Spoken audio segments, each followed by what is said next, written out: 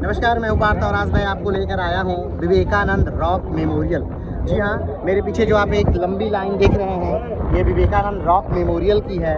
और इधर जो लाइन लगी हुई है, ये स्टीमर पे चढ़ने के लिए है। विवेकानंद रॉक मेमोरियल में जो टिकट मिलता है वो स्पेशल टिकट 300 का है और जो नॉर्मल टिकट मिलता है वो 75 का टिकट है।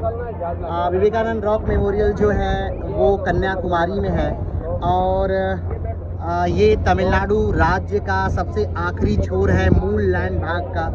कहा जाता है कि यहाँ पर स्वामी विवेकानंद शिकागो में सर्वधर्म सम्मेलन में जाने से पहले यहाँ पर आए थे और लगभग 3 दिनों की उन्होंने तपस्या की थी।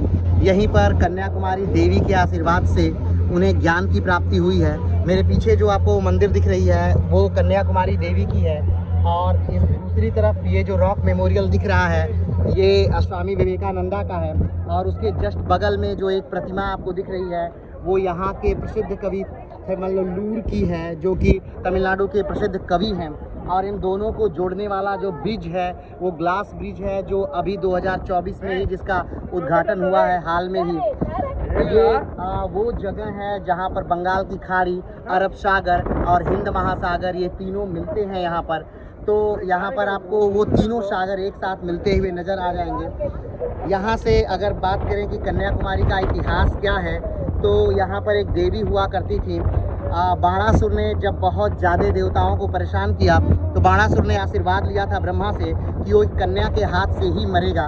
और फाइनली जब पृथ्वी से देवताओं ने आग्रह किया कि आप एक पुत्री को जन्म दीजिए जो बाणासुर का वध कर सके, तो पृथ्वी ने एक देवी को जन्म दिया।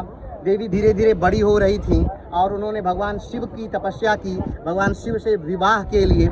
लेकिन सारे देवता ये चाहते थे कि भगवान शिव से उनका विवाह न हो, उस कन्या का विवाह न हो, क्योंकि अगर उनका विवाह हो जाता तो फिर वो एक कन्या नहीं रह जाती और फिर बाणासुर का वध नहीं हो पाता। तो जो समय था, विवाह का मुहूर्त था, वो उसी दिन सूर्यास्त तक का था और उस दिन सूर्यास्त तक शिव का विवाह, शिव की बारात जो थी वो दक्षिण भारत तक यानी कन्याकुमारी तक नहीं आ पाई थी। और इसलिए उस दिन विवाह का मुहूर्त टल गया और तपस्या में लीन कन्याकुमारी ने ये व्रत लिया कि मैं अब आजीवन विवाह नहीं करूंगी। और उन्होंने बाणासुर का वध किया और उसके बाद यहाँ के कण में वो विलीन हो गई। तभी से इस स्थान का नाम कन्याकुमारी है। इसे भौगोलिक दृष्टिकोण से कैप कैमोरीन के नाम से भी जाना जाता है। यहीं पर सर्वधर्म सम्मेलन में भाषण देने से पहले विवेकानंद यहीं पर आए थे देवी से मिलने के लिए और उनकी आराधना करने के लिए। उन्होंने तैर कर वहाँ पर उस रॉक पे तपस्या की 3 दिनों की और यहीं पर उन्हें ज्ञान की प्राप्ति हुई।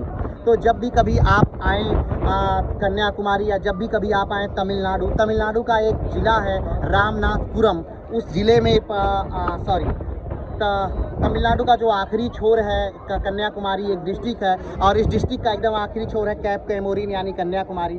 तो जब भी आप आएँ कन्याकुमारी रॉक मेमोरियल में ज़रूर आइए। ये बेहतरीन नज़ारा है यहाँ पे, क्योंकि 3 सागर बहुत कम ही जगह आपको देखने को मिल पाते हैं। तो आज के लिए इतना ही, फिर मिलते हैं एक नए वीडियो के साथ, एक नए स्थान के साथ। तब तक के लिए नमस्कार, धन्यवाद, जय हिंद।